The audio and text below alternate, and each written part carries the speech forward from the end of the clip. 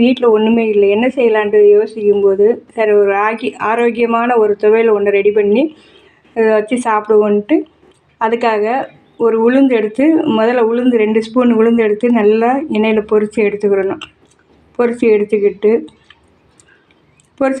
அதுக்கு பிறகு 6 7 வரமிளகாய் நம்ம காரத்துக்கு தகுந்த அளவுக்கு, பிறகு ஒரு 7 பூண்டு அதையும் போட்டு எண்ணெயில் பொரித்து எடுத்துட்டு, அப்புறம் முருங்கைக்கீரை, கருவேப்பிலை இந்த 2ஐயும் சேர்த்து போட்டு நல்லா வதக்கிட்டு, ஒரு சின்ன நெல்லிக்காய் அளவுக்கு புளி எடுத்து அதையும் நல்லா வதக்கிட்டு, ஒரு அரை சில்லு தேங்காயும் எடுத்து போட்டு நல்லா வதக்கி எடுத்துக்கிட்டு, எல்லாத்தையும் போட்டு மிக்சியில் கொர கொரன்னு இது மாதிரி அரைச்சிக்கிடணும். மைய அரைக்கக்கூடாது, கொர கொரன்னு அரைக்கணும்.